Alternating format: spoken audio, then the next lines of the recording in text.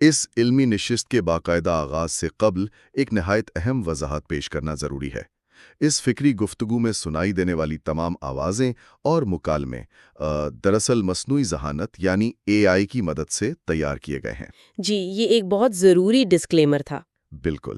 تو اس خصوصی علمی نشست اور فکری مطالعے میں خوش آمدید۔ آج کی اس گفتگو کا محور کوئی عام موضوع نہیں ہے، بلکہ میرا مطلب ہے یہ مفکر اسلام ڈاکٹر اسرار احمد رحمۃ اللہ علیہ کی شہرہ آفاق تفسیر بیان القرآن کی روشنی میں ہے، اور ہم قرآن مجید کے 18ویں پارے کا ایک نہایت گہرا فکری مطالعہ کرنے جا رہے ہیں۔ صحیح، اور یہ پارا اپنے اندر واقعی ایک سمندر سموئے ہوئے ہے۔ جی بالکل۔ اس نشست کا بنیادی مقصد ان عظیم قرآنی مضامین کی تہوں تک پہنچنا ہے جو خاص طور پر سورۃ المؤمنون اور سورۃ النور میں بیان ہوئے ہیں۔ ہم یہ سمجھنے کی کوشش کریں گے کہ ایک کامیاب انسان یا ایک سچے مومن کی اصل صفات کیا ہوتی ہیں، پھر انسانی تخلیق کے وہ کون سے حیرت انگیز سائنسی مراحل ہیں جن کی تصدیق آج کی سائنس کر رہی ہے، گے جو انسان کے قلب کو روشنی بخشتی ہیں۔ تو آغاز کرتے ہیں، آپ اس سفر کو کس نظر سے دیکھتی ہیں؟ اچھا، اگر ہم بیان القرآن کی اینک سے دیکھیں نا، تو یہ واقعی ایک ایسا فکری سفر ہے جو انسان کے ذہن اور روح دونوں کو جھنجھوڑ کر رکھ دیتا ہے۔ مضامین کا ایک بہت ہی خوبصورت اور منطقی تسلسل سامنے آتا ہے۔ وہ منطقی تسلسل کس طرح کا ہے؟ دیکھیں، قرآن حکیم دراصل بات شروع کرتا ہے فرد کی اندرونی، اخلاقی اور انفرادی اصلاح سے۔ وہ پہلے ایک انسان کو اندر سے تراشتا ہے۔ سورۃ المؤمنون اسی انفرادی تعمیر کا خاکہ پیش کرتی ہے۔ بالکل، یعنی بنیاد فراہم کرتی ہے۔ جی، اور پھر جب ایسے پاکیزہ افراد تیار ہو جاتے ہیں تو وہ مل کر ایک معاشرہ بناتے ہیں۔ سورۃ النور ہمیں پھر اس مقام پر لے جاتی ہے اور بتاتی ہے کہ اس قائم شدہ معاشرے کو بیرونی غلاظتوں، بے حیائی اور اخلاقی زوال سے بچانے کے لیے کیا قوانین درکار ہے۔ صحیح۔ گویا یہ فرد کی اصلاح سے لے کر معاشرے کی بقا تک کا ایک مکمل ایک بلو پرنٹ ہے۔ بلو پرنٹ ہے، زبردست۔ اس بات نے میرے ذہن میں ایک بہت ہی بنیادی سوال پیدا کیا ہے۔ جب ہم سورۃ المؤمنون کا آغاز دیکھتے ہیں تو وہاں پہلی آیت میں ایک نہایت شاندار اعلان ہے، قد افلح المؤمنون، یعنی یقیناً فلاح پا گئے ایمان والے۔ اب آج کے اس تیز ترین دور میں جہاں ہم کامیابی یا فلاح کو بینک بیلنس، مرتبے یا سوشل میڈیا فالوور سے ناپتے ہیں، یہ قرآنی فلاح کا تصور کتنا مختلف ہے۔ یہ بہت مختلف ہے، اور یہیں آ کر جدید انسان کا مادی ذہن اور قرآنی نقطہ نظر بالکل دو مختلف سمتوں میں کھڑے نظر آتے ہیں۔ ڈاکٹر اسرار احمد نہایت صراحت سے یہ نقطہ اجاگر کرتے ہیں کہ فلاح کا قرآنی تصور محض اس دنیا کی چند روزہ کامیابی یا خوشحالی کا نام نہیں ہے۔ دنیاوی کامیابی تو عارضی ہے۔ بالکل، قرآن جس فلاح کی بات کر رہا ہے وہ روح کی ابدی اور دائمی کامیابی ہے، اور سب سے حیرت انگیز بات یہ ہے کہ اس کامیابی کے حصول کے لیے جو شرائط بیان کی گئی ہیں ان کا تعلق مال و دولت سے ہے ہی نہیں، بلکہ خالصتاً انسانی کردار سے ہے۔ کردار سے ہے، صحیح۔ ان صفات میں سب سے پہلی صفت کیا بتائی گئی ہے؟ ان میں سب سے پہلی صفت خشوع بیان ہوئی ہے، یعنی وہ لوگ جو اپنی نمازوں میں عاجزی، فروتنی اور دھیان اختیار کرتے ہیں۔ دیکھیں، خشوع محض جسم کو ساقط کر لینے کا نام نہیں ہے، یہ دل کا اللہ کی عظمت کے سامنے پگھل جانا ہے۔ سبحان اللہ۔ جب دل جھکتا ہے نا تو انسان کی پوری شخصیت، اس کے رویے اور اس کی گفتگو میں ایک ٹھہراؤ اور عاجزی آ جاتی ہے۔ یعنی وہ تکبر جو انسان کو معاشرے میں بگاڑ کی طرف لے جاتا ہے، خشوع دراصل اس کی جڑ کاٹ دیتا ہے۔ اسی تسلسل میں اگر میں دوسری صفت کو دیکھوں تو وہ ہے لغو باتوں سے اعراض کرنا۔ جی، لغو سے اعراض، یعنی فضول اور بیکار کاموں سے خود کو دور رکھنا۔ یہ نقطہ تو مجھے آج کے دور کے حوالے سے بے حد متعلقہ محسوس ہوتا ہے۔ مطلب خاص طور پہ جب ہم ہر وقت اسکرین سے چپکے رہتے ہیں اور بے مقصد معلومات کا ایک طوفان ذہنوں پر سوار رہتا ہے۔ اس سے بہتر مثال اور کوئی ہو ہی نہیں سکتی۔ آج کا انسان جس نام نہاد اٹینشن اکانومی کا شکار ہے، جہاں ہر ایپ اور ہر اسکرین اس کی توجہ چھیننے کی کوشش کر رہی ہے۔ بالکل، ہم ڈوم اسکرولنگ کرتے رہتے ہیں۔ ہاں، ڈوم اسکرولنگ۔ یہ صفت انسانی نفسیات اور وقت کی قدر کا بہت گہرا شعور پیش کرتی ہے۔ تفسیر میں اس بات کو بہت شدت سے اجاگر کیا گیا ہے کہ انسان کا سب سے بڑا اثاثہ اس کا وقت ہے۔ جو شخص اپنے وقت کو لغو اور بے مقصد کاموں میں ضائع کرتا ہے وہ دراصل اپنی آخرت کا نقصان کر رہا ہے۔ ایک باشعور انسان واقعی اپنے وقت کی قیمت پہچانتا ہے۔ اور اس کے بعد مزید کون سی صفات آتی ہیں؟ اس کے بعد جو دیگر صفات آتی ہیں ان میں زکوٰۃ کا پابندی سے ادا کرنا شامل ہے، اور یہاں زکوٰۃ سے مراد صرف وہ 2.5% مال نکالنا نہیں ہے، بلکہ اپنے مال اور اپنے نفس دونوں کا تزکیہ کرنا، انہیں پاک کرنا ہے۔ پھر ایک بہت اہم صفت حفظ فروج ہے، یعنی اپنی شرمگاہوں کی حفاظت اور حیا کا قیام۔ جی، اور ایک ایسا دور جہاں ہر طرف جنسیت کو یا سیکشولائزیشن کو فروغ دیا جا رہا ہو، یہ صفت انسان کو حیوانی جبلتوں سے بلند کر کے ایک باوقار مقام پر کھڑی کر دیتی ہے۔ بالکل، اور ساتھ ہی اپنی امانتوں اور عہد کی پاسداری کا ذکر بھی ہے نا، جو کسی بھی مہذب معاشرے میں دیانتداری کی بنیاد ہے۔ جی بالکل، دیانت داری اور بھروسے کی شرط۔ اگر ہم ان تمام صفات کا مجموعہ دیکھیں تو قرآن ان افراد کے لیے جنت الفردوس کی وراثت کا وعدہ کرتا ہے، جو سب سے بلند مقام ہے۔ لیکن یہاں پہنچ کر قرآن مجید کا اسلوب ایک دم حیران کن موڑ لیتا ہے۔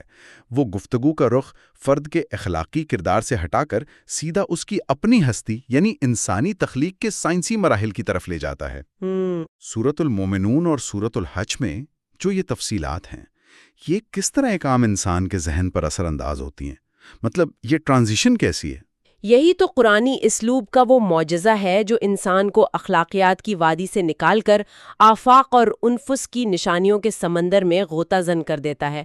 میں سمجھتی ہوں کہ ڈاکٹر اسرار احمد کا ایک بہت بڑا کمال یہ ہے کہ وہ جدید سائنسی ذہن کو ان قرآنی حقائق کے ساتھ بڑی خوبصورتی سے جوڑتے ہیں۔ صحیح۔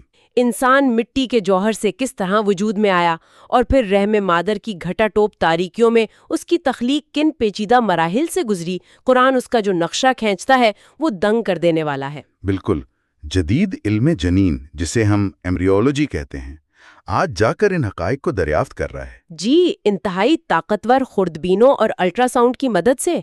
لیکن قرآن نے 14 صدیاں قبل ان کے لیے جو عربی اصطلاحات استعمال کی، ان کی باریک بینی عقل کو حیران کر دیتی ہے۔ آغاز نطفہ اور اس کے قرار مکین میں محفوظ ہونے سے ہوتا ہے۔ یعنی ایک بوند کا رحم مادر جیسی محفوظ جگہ پر ٹھہرنا۔ بالکل، ایک نہایت حقیر سی بوند کا انتہائی محفوظ اور سازگار جگہ پر جا کر ٹھہر جانا۔ اور اس نطفے کے بعد کا مرحلہ علقہ بیان ہوا ہے۔ میں نے کہیں پڑھا تھا کہ اس اصطلاح کی جب لسانی اور سائنسی تشریح کی جاتی ہے تو وہ بہت چشمکش ہے۔ اس کی جو تشبیہ جونک یعنی لیچ سے دی گئی ہے، ذرا اس کی گہرائی میں چلتے ہیں۔ جی ہاں، یہ ایک ایسا مقام ہے جہاں مفسرین اور جدید سائنسدان دونوں حیرت میں ڈوب جاتے ہیں۔ عربی زبان میں علقہ کے کئی مفہوم ہیں، ایک جمع ہوا خون، دوسرا لٹکنے والی چیز اور تیسرا جونک ہے۔ جونک؟ یہ بڑا عجیب سا لگتا ہے سننے میں، لیکن اس کی سائنسی حقیقت کیا ہے؟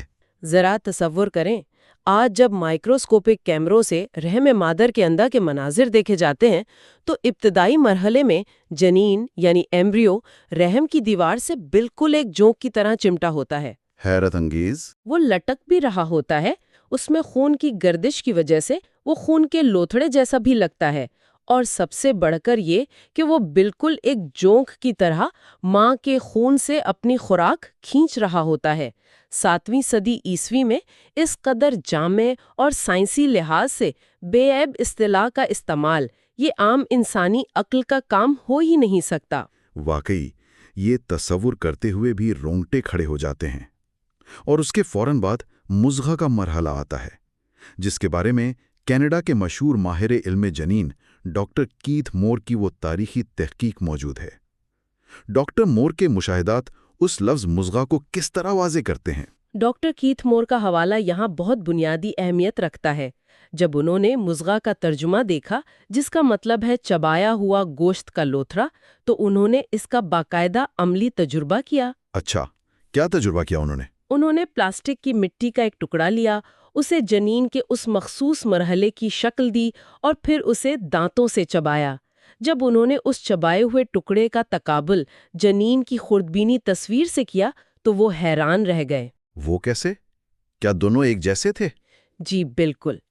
جنین کی پیٹھ پر جو نشانات بنتے ہیں، جن سے بعد میں ہڈیاں اور پٹھے تشکیل پاتے ہیں، وہ بالکل ان دانتوں کے نشانات کی طرح نظر آتے ہیں جو چبائے ہوئے گم پر پڑ جاتے ہیں۔ کیا بات ہے! ڈاکٹر مور نے خود تسلیم کیا کہ ایمبریولوجی کی پوری تاریخ میں رحم کے اندر کے مراحل کی اس قدر درست اور بصری لحاظ سے مکمل منظر نقشی کہیں نہیں ملتی۔ یہ سائنسی حقائق ایک طرف، لیکن اس پوری حیاتیاتی گفتگو کا جو نقطہ عروج ہے وہ مجھے ان الفاظ میں نظر آتا ہے، ثم انشأناہ خلقا آخر، یعنی پھر ہم نے اسے ایک اور ہی مخلوق بنا کر کھڑا کر دیا۔ یہ ہڈیاں بننا، گوشت چڑھنا، یہ تو ایک بائیولوجیکل پروسیس ہے نا، جو جانوروں میں بھی کم و بیش ایسا ہی ہوتا ہے۔ تو پھر یہ خلقاً آخر کی کیا حقیقت ہے؟ یہی وہ فیصلہ کن مقام ہے جہاں سائنس کی سرحد ختم ہوتی ہے اور روحانیت کا دائرہ شروع ہوتا ہے۔ ہڈیوں پر گوشت چڑھنے تک تو انسان ایک حیاتیاتی مشین کی طرح نمو پا رہا ہوتا ہے، لیکن خلقاً آخر کا مطلب یہ ہے کہ اب اس جسمانی ڈھانچے میں اللہ کی طرف سے روح پھونکی گئی ہے۔ روح کا نزول۔ جی، روح کا یہ نزول ہی وہ عظیم حقیقت ہے جو انسان کو ایک حیوانی وجود سے، ایک گوشت پوشت کے لوتھڑے سے بلند کر کے ایک ذی شعور، سوچنے سمجھنے والی اور اپنے رب کے سامنے جواب دہ ہستی بناتا ہے۔ یعنی اگر یہ روح نہ ہو، شعور نہ ہو، ارادے کی آزادی نہ ہو، تو انسان اور ایک عام جانور میں کوئی فرق باقی نہیں رہتا۔ اور اسی اخلاقی شعور کے باعث انسان پر پھر شریعت نافذ ہوتی ہے۔ بالکل درست کہا آپ نے۔ تو جب ایک فرد ان سائنسی، روحانی اور اخلاقی مراحل سے گزر کر ایک باشعور انسان بنتا ہے، تو اگلا چیلنج اس کا اپنے ارد گرد کے لوگوں سے تعلق ہوتا ہے۔ افراد ملتے ہیں تو معاشرہ بنتا ہے، اور یہیں سے میرے خیال میں سورۃ النور کے وہ قوانین سامنے آتے ہیں جو اس معاشرے کو بیرونی غلاظتوں سے بچانے کے لیے دیے گئے ہیں۔ جی ہاں، سورۃ النور اسی معاشرتی تطہیر کی بات کرتی ہے۔ لیکن انسانی ذہن میں اکثر یہ سوال ابھرتا ہے کہ اسلام میں سزائیں بظاہر اتنی سخت کیوں نظر آتی ہیں؟ جیسے زنا کی سزا 100 کوڑے مقرر کی گئی ہے، اس کے پیچھے کیا معاشرتی حکمت کار فرما ہے؟ اس فلسفے کو سمجھے بغیر ہم سورۃ النور کی روح تک نہیں پہنچ سکتے۔ سورۃ النور دراصل ایک قلعہ ہے، ایک حصار ہے جو اس پاکیزہ معاشرے کی حفاظت کے لیے تعمیر کیا گیا ہے۔ اسلام نے سزاؤں کی جو فلسفی متعارف کروائی ہے نا، اسے عبرت یا ڈیٹرنٹ فلسفہ کہا جاتا ہے۔ ڈیٹرنٹ فلسفہ، صحیح۔ مغربی نظام قانون عموماً مجرم کو جیل میں ڈال کر اصلاح کی بات کرتا ہے، جس کا نتیجہ ہم جرائم کی بڑھتی ہوئی شرح کی صورت میں دیکھتے ہیں۔ لیکن اسلام کہتا ہے کہ زنا جیسی سنگین اخلاقی بیماری جو خاندانی نظام کی جڑیں کاٹ دیتی ہے، اس کی سزا 100 کوڑے ہے، اور سب سے اہم بات یہ کہ یہ سزا مومنوں کی ایک جماعت کے سامنے دی جائے۔ لوگوں کے سامنے؟ اس کا کیا مقصد ہے؟ اس کا مقصد صرف اس ایک مجرم کو تکلیف دینا نہیں ہے، بلکہ پورے معاشرے کے نفسیاتی شعور پر ایک ایسی ہیبت اور عبرت قائم کرنا ہے کہ کوئی دوسرا شخص اس گناہ کی طرف قدم بڑھانے کا سوچ بھی نہ سکے۔ یہ سختی دراصل پورے معاشرے کے لیے ایک بہت بڑی رحمت اور حفاظت ہے۔ یعنی یہ معاشرے کے اجتماعی ضمیر کو زندہ رکھنے کا طریقہ ہے۔ لیکن ہم دیکھتے ہیں کہ بات صرف عملی گناہ تک تو محدود نہیں رہتی۔ بعض اوقات بے بنیاد الزام تراشیاں، تہمتیں، یہ کسی بھی معاشرے کو اندر سے کھوکھلا کر دیتی ہیں۔ آج کے دور میں تو کسی پر بھی الزام لگانا ایک سیکنڈ کا کام ہے۔ بالکل ایسا ہی ہے۔ اسی لیے قرآن نے قذف یعنی پاک دامن عورتوں پر بغیر ثبوت کے تہمت لگانے کی سزا مقرر کی ہے، اور اس پر بہت زور دیا ہے۔ بے بنیاد الزام تراشی کسی بھی سوسائٹی کا امن، باہمی اعتماد اور لوگوں کی عزت نفس مکمل طور پر تباہ کر سکتی ہے۔ اسلام میں انسانی جان کے بعد سب سے زیادہ حرمت اس کی عزت و آبرو کی ہے، اسی لیے قرآن نے قذف کی سزا 80 کوڑے مقرر کی ہے۔ 80 کوڑے؟ ذرا غور کیجئے، عملی گناہ کی سزا 100 کوڑے اور صرف الزام لگانے کی سزا 80 کوڑے؟ جی، اور بات یہیں ختم نہیں ہوتی، بلکہ ساتھ ہی یہ تاحیات پابندی لگا دی گئی کہ ایسے شخص کی گواہی کسی بھی معاملے میں کبھی قبول نہیں کی جائے گی۔ یہ احکامات دراصل اس تاریخی واقعہ افق کے تناظر میں نازل ہوئے تھے جس نے مدینہ کے معاشرے کی بنیادیں ہلا کر رکھ دی تھیں۔ واقعہ افق جس میں ام المؤمنین پر تہمت لگائی گئی تھی؟ جی، منافقین نے ام المومنین حضرت عائشہ صدیقہ رضی اللہ عنہا جیسی پاک دامن ہستی پر ایک انتہائی گھنونی تہمت لگائی تھی۔ یہ ایک ایسا نازک وقت تھا جس نے پورے مدینہ اور خود نبی کریم صلی اللہ علیہ وسلم کے گھرانے کو تقریباً 1 مہینے تک شدید ذہنی اذیت اور کرب میں مبتلا رکھا۔ اس واقعے کی نفسیاتی اور جذباتی شدت کا اندازہ لگانا بھی ہمارے لیے تو مشکل ہے۔ واقعہ اوف سے جو اسباق ملتے ہیں وہ واقعی قیامت تک کے لیے مشعل راہ ہیں۔ خاص طور پر اس واقعے کے اختتام پر حضرت ابوبکر صدیق رضی اللہ عنہ کا جو رد عمل ہے وہ جذبات، غصے اور اصولوں کی ایک ایسی کشمکش کو ظاہر کرتا ہے جس سے ہم عام انسان روزمرہ کی زندگی میں گزرتے ہیں۔ ذرا اس پہلو پر روشنی ڈالیں۔ یہ واقعہ افق کا وہ پہلو ہے جو انسانی نفسیات اور اللہ کے ہاں عفو درگزر کی اعلیٰ ترین مثال پیش کرتا ہے۔ حضرت ابوبکر صدیق رضی اللہ عنہ کے ایک غریب رشتہ دار تھے مستہ، جن کی وہ باقاعدگی سے مالی کفالت کرتے تھے۔ صحیح۔ جب یہ افواہیں پھیلیں تو مستہ بھی نادانستہ طور پر منافقین کے بچھائے ہوئے اس جال میں آ گئے اور ان باتوں میں شامل ہو گئے۔ اب جب حضرت عائشہ رضی اللہ عنہا کی برات آسمان سے نازل ہو گئی تو حضرت ابو بکر کا ایک فطری، بشری اور بالکل جائز رد عمل سامنے آیا۔ انہوں نے کیا کیا؟ انہوں نے قسم کھا لی کہ جس شخص نے ان کی بیٹی پر ایسا بہتان تراشا ہو وہ آئندہ کبھی اس کی مالی مدد نہیں کریں گے۔ ایک باپ کے طور پر ان کا یہ غصہ بالکل حق پر مبنی تھا، لیکن اللہ تعالیٰ کو اپنے پیارے صحابی کا اس مقام غصہ پر رک جانا گوارا نہیں تھا۔ سبحان اللہ۔ فوراً آیت نازل ہوئی کہ اور جو تم میں صاحب فضل اور صاحب وسعت ہیں وہ اس بات کی قسم نہ کھا بیٹھیں کہ اپنے رشتہ داروں کو نہیں دیں گے، انہیں چاہیے کہ معاف کر دیں اور درگزر کریں۔ پھر وہ دل دہلا دینے والا سوال آیا، کیا تم نہیں چاہتے کہ اللہ تمہیں معاف کرے؟ کیا کمال الفاظ ہیں! کیا تم نہیں چاہتے کہ اللہ تمہیں معاف کرے؟ ذرا ان الفاظ کی تاثیر پر غور کریں۔ یہ آیت سنتے ہی حضرت ابوبکر کا غصہ آنسوؤں میں بدل گیا اور وہ پکار اٹھے، کیوں نہیں ہے ہمارے پروردگار، ہم ضرور چاہتے ہیں کہ تو ہمیں معاف کر دے۔ اور انہوں نے فوراً مستہ کا وظیفہ پہلے سے بھی زیادہ جاری کر دیا۔ یہ ہے وہ اخلاقی بلندی جو قرآن انسان کے دل میں پیدا کرنا چاہتا ہے۔ یہ مقام تو واقعی انسان کو بے ساختہ رونے پر مجبور کر دیتا ہے۔ معافی کا اس سے خوبصورت تصور کیا ہوگا؟ اب تک ہم نے سزاؤں اور معافی کے پہلوؤں کو دیکھا، لیکن جب ہم معاشرے کی پاکیزگی کی بات کرتے ہیں تو قرآن صرف سزاؤں پر تو اکتفا نہیں کرتا، وہ برائی کو پیدا ہونے سے پہلے روکنے کے لیے حفاظتی اقدامات بھی سکھاتا ہے۔ جی، پریونٹیو میجرز۔ اور ان آداب معاشرت میں استئذان یعنی گھروں میں داخل ہونے کے آداب کا ذکر بہت نمایاں ہے۔ آج کے دور میں ہم پرائیویسی کا بڑا چرچا سنتے ہیں، قرآنی تصور اس سے کیسا مختلف یا جامع ہے؟ آج کی دنیا نے پرائیویسی کا شور تو بہت مچایا ہے، لیکن عملی طور پر دخل اندازی بہت بڑھ گئی ہے۔ قرآن نے 14 صدیاں قبل استئذان کی صورت میں معاشرتی پرائیویسی کا جو تصور دیا، اس کی نظیر انسانی تاریخ میں نہیں ملتی۔ بڑی واضح ہدایات ہیں کہ کسی کے گھر میں بغیر اجازت مانگے اور بغیر سلام کیے ہرگز داخل نہ ہو، کیونکہ گھر انسان کا وہ محفوظ قلعہ ہے جہاں وہ اپنی مرضی اور آزادی سے رہنا چاہتا ہے۔ بالکل۔ اور سب سے خوبصورت حکم تو یہ ہے کہ اگر تم دروازے پر جاؤ، اجازت مانگو اور گھر کے اندر سے جواب آئے کہ اس وقت ہم مصروف ہیں، واپس چلے جاؤ، تو قرآن کہتا ہے کہ خوش دلی سے لوٹ جاؤ۔ خوش دلی سے؟ عام طور پر تو لوگ برا مان جاتے ہیں۔ یہی تو بات ہے، قرآن سکھاتا ہے کہ اپنے دل میں کوئی میل، کوئی کینہ یا برا مت مانو کہ مجھے اندر کیوں نہیں بلایا۔ یہ وہ اعلیٰ ظرفی اور تہذیب ہے جو اسلام نے سکھائی ہے تاکہ لوگوں کے باہمی تعلقات شکوک و شبہات سے پاک رہیں۔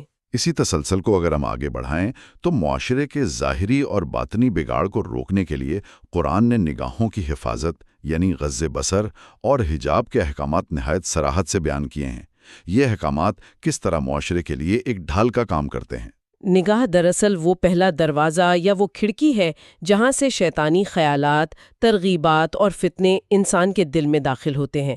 قرآن کا کمال یہ ہے کہ اس نے غض بصر یعنی نگاہوں کو نیچا رکھنے اور حفاظت کرنے کا حکم صرف عورتوں کو نہیں دیا بلکہ سب سے پہلے مردوں کو مخاطب کیا ہے۔ مردوں کے لیے پہلا حکم ہے؟ جی، جب نگاہ پاک ہوتی ہے تو انسان کا دل اور سوچ بھی پاک رہتی ہے۔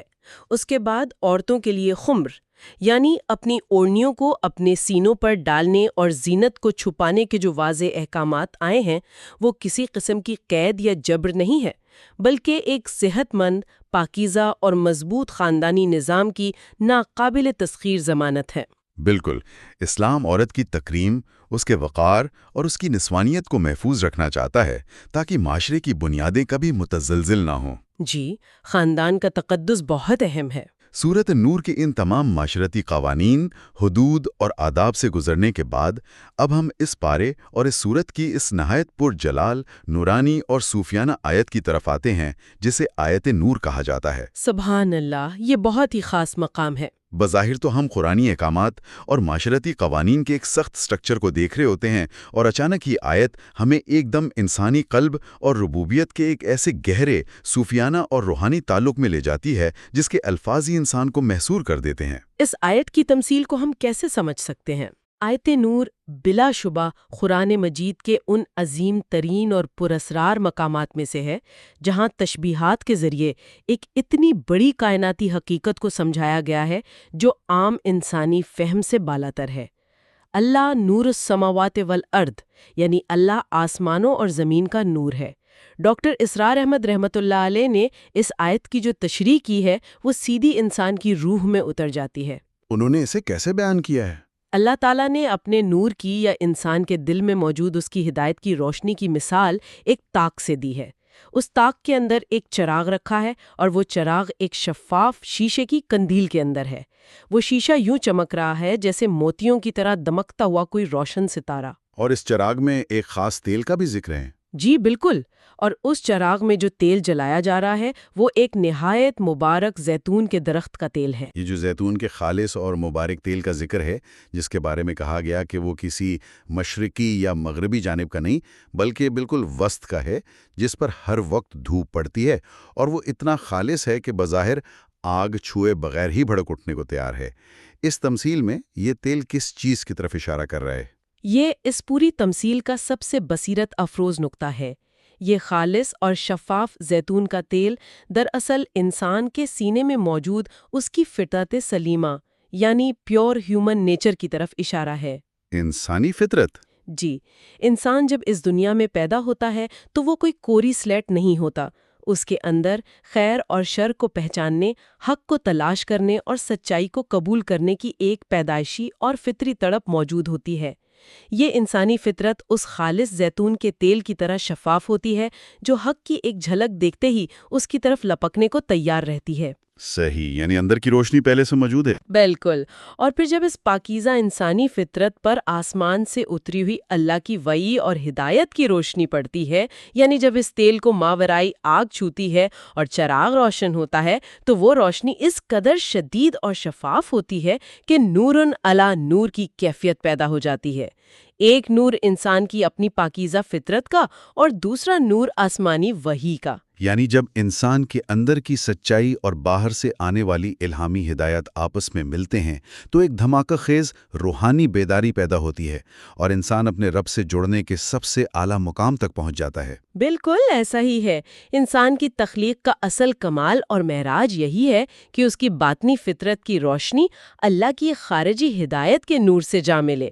جب یہ ملاپ ہوتا ہے نا تو پھر انسان کی زندگی کا ہر گوشہ، اس کے معاشرتی معاملات، حتیٰ کہ اس کے چہرے سے بھی وہ نور جھلکنے لگتا ہے۔ یہی وہ اصل ہدایت ہے جس کی طرف اللہ تعالیٰ جسے چاہتا ہے رہنمائی فرماتا ہے۔ اور جو محروم رہ جاتے ہیں، جو بدقسمت اس نور سے محروم رہ جاتے ہیں، ان کی باطنی فطرت گناہوں کے زنگ سے بجھ چکی ہوتی ہے، اور وہ پھر دنیا کی تاریکیوں میں بھٹکتے رہتے ہیں، چاہے بظاہر ان کی مادی کامیابیاں کتنی ہی شاندار کیوں نہ ہوں۔ یہ مقام واقعی انسان کو گہری سوچ میں ڈال دیتا ہے۔ آج کی اس طویل اور نہایت فکرانگیز علمی نشست کا اگر ہم احاطہ کریں تو ہم نے دیکھا کہ کس طرح یہ فکری سفر سورۃ المؤمنون میں ایک کامیاب مومن کے انفرادی کردار، خشوع اور لغو سے اعراض جیسی صفات سے شروع ہوا۔ پھر ہم رحم مادر کی تاریکیوں میں انسانی تخلیق کے حیرت انگیز سائنسی مراحل سے گزرے۔ جی، نطفہ سے لے کر ایک باشعور انسان بننے تک کا سفر۔ بالکل۔ اس کے بعد ہم نے سورۃ النور کی روشنی میں اس قلعے کو دیکھا جو معاشرے کو بے حیائی سے محفوظ رکھنے کے لیے حدود الہی، استحسان اور نظروں کی حفاظت کی صورت میں تعمیر کیا گیا۔ اور بالآخر ہم اس سفر کے اختتام پر انسان کے سینے میں جلنے والے فطرت اور وحی کے اس مقام پر پہنچے جو نور علی نور کی شکل میں انسان کی اصل منزل ہے۔ یہ واقعی فرد سے معاشرے، اور مادیت سے روحانیت تک کا ایک بے مثال قرآنی خاکہ ہے۔ اس علمی اور فکری سفر کو سمیٹتے ہوئے تمام سننے والوں کے لیے غور و فکر کا ایک پہلو چھوڑے جاتے ہیں۔ ہم نے دیکھا کہ انسانی تخلیق کا سفر محض پانی کے ایک حقیر قطرے سے شروع ہو کر القاء اور مضغہ بننے سے ہوتا ہوا گوشت اور ہڈیوں کی تکمیل تک محدود نہیں ہے۔ قرآن نہایت صراحت سے بتاتا ہے کہ یہ تو محض ایک حیاتیاتی ڈھانچہ ہے۔ انسان کی اصل منزل تو اس گوشت و پوست کے سینے کے اندر موجود دل کی اس قندیل کو وحی کے نور سے روشن کر کے اسے نورن علی نور بنانا ہے۔ بے شک۔ تو آج کا سب سے بڑا سوال یہ پیدا ہوتا ہے کہ کیا ہم اپنی یہ مختصر سی مہلت عمل، یہ زندگی محض ایک حیاتیاتی اور مادی چکر، یعنی محض کمانے، کھانے اور جسمانی ضروریات پوری کرنے میں گزار رہے ہیں، یا ہماری روح واقعی اس ابدی اور آسمانی نور کی تلاش میں بے چین ہے جو ہمیں دنیا کی عارضی کامیابیوں کے سراب سے نکال کر حقیقی، دائمی اور سچی فلاح تک لے جائے؟ اس گہری سوچ کے ساتھ آج کی یہ فکری گفتگو اپنے اختتام کو پہنچتی ہے۔ اس علمی سفر میں ہم قدم رہنے پر تمام سننے والوں کا بے حد شکریہ۔ اللہ حافظ۔